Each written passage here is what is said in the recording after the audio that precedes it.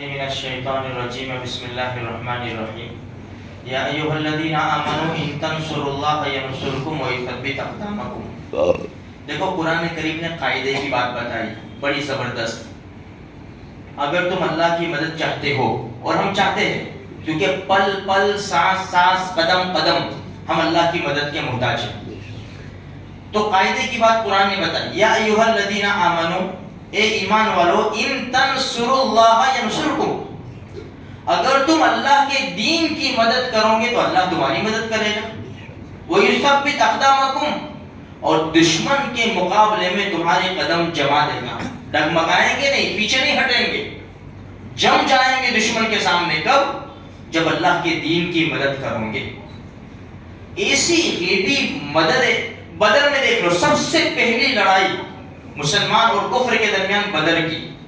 لقد نصرکم اللہ ببدر وانتم اذلہ، قرآن خود کہتا ہے تم کمزور تھے بدر میں، ہم نے تمہاری مدد کی، بثلاثۃ آلاف بخمسۃ آلاف، پہلے 3000 فرشتوں کو اتارا، پھر 5000 فرشتوں کو اتارا، مدد آئی۔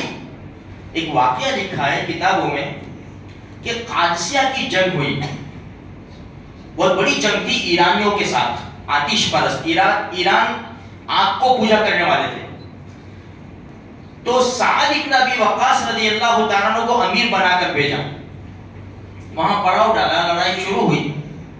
سعد بن ابی وقاص رضی اللہ تعالیٰ عنہ نے حضرت عاصم ابن عمرو رضی اللہ عنہ کو ایک دوسری بستی میں بھیجا، ساتھیوں کو، سپاہیوں کو لے کر جاؤ، تم وہاں جاؤ۔ وہاں گئے، انہوں نے وہاں جنگ کی، کھانا ختم ہو گیا۔ اب انسان کو کھانے کے لیے تو چاہیے، اور خصوصاً ایسی زبردست محنت جہاد، تو انسان کو تو طاقت تو چاہیے نا، تو کھانا ختم، تو خود امیر نکلے۔ حضرت عاصم ابن عمرو کے دیکھوں کوئی گائے بکری مل جائے تو مسلمانوں کا بھلا ہو جائے، بہت تلاش کیا، ادھر ادھر دور نکل گئے، کچھ دکھائی نہیں دیا۔ ایک بانس کا جھوپڑا نظر آیا، تو اس کے قریب گئے تو ایک آدمی کھڑا ہوا تھا، اس کو پوچھا کہ کوئی گائے بکری مل جائے گی ایک آدھ؟ مجھے کیا معلوم، مجھے کیا معلوم۔ ابھی پلٹنے والے تھے کہ ایک آواز آئی، یہ خدا کا دشمن جھوٹ بولتا ہے، ہم یہاں ہیں۔ سن کے چونکے کہ اس کے علاوہ تو کوئی ہے نہیں۔ قریب گئے، وہ جو بانس کا بنا ہوا تھا نا، اس کو کھولا تو اندر سے بہت ساری بکریاں اور بیل سب نظر آئے، لیکن انسان کوئی نہیں، کوئی انسان نہیں۔ تو کتابوں میں لکھا ہے کہ وہ بیل کی آواز تھی، وہ بیل نے یہ صحابی رضی اللہ تعالیٰ عنہ کو پکارا کہ یہ خدا کا دشمن جھوٹ بولتا ہے کہ ہم یہاں ہیں، آواز بھی یہی تھی کہ ہم یہاں ہیں۔ تو بہت ساری جتنی بھی بکریاں، اور کیونکہ جنگ تھی اور یہ مال غنیمت یا مال فے، تو اس کو لے کر چلے آئے۔ یہ واقعہ زمانے کے بعد حجاج ابن یوسف کے سامنے پیش کیا گیا، تو حجاج ابن یوسف نے ماننے کے لیے تیار نہیں کہ یہ ایسا تو ہو سکتا ہے کوئی، تو کہا کہ ٹھیک ہے، قادسیہ میں جو جنگ کرنے والے صحابہ جو بھی موجود تھے، صحابہ تابعی، ان کو بلا لاؤ۔ تو جتنے لوگ موجود تھے اس زمانے میں بلائے ان کو، تو سب نے کہا کہ یہ تو بالکل واقعہ سچا ہے۔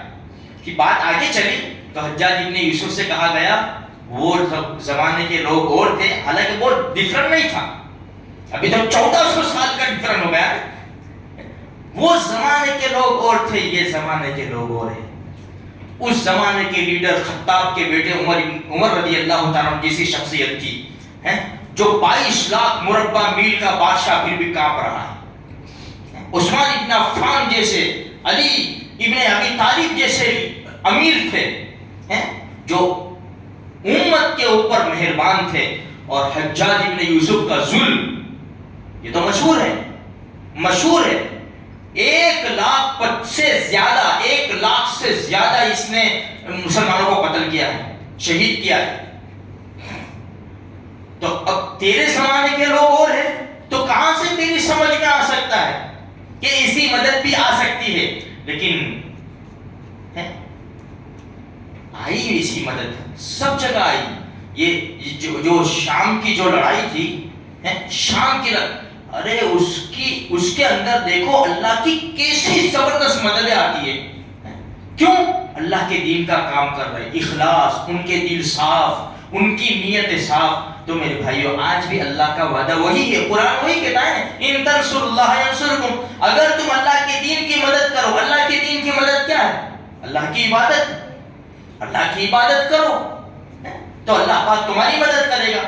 آج ہم میرے بھائیو پل پل مدد کے محتاج ہیں، اس لیے ہم جتنا اللہ کے احکام کے اوپر، پیارے نبی کے طریقوں پر زندگی گزاریں گے، اللہ کی مدد ہمارے ساتھ آئے گی انشاءاللہ، اور ساری پریشانیوں کا خاتمہ ہو جائے گا۔ اللہ مجھے آپ کو، سارے مسلمانوں کو نیک توفیق بخشے۔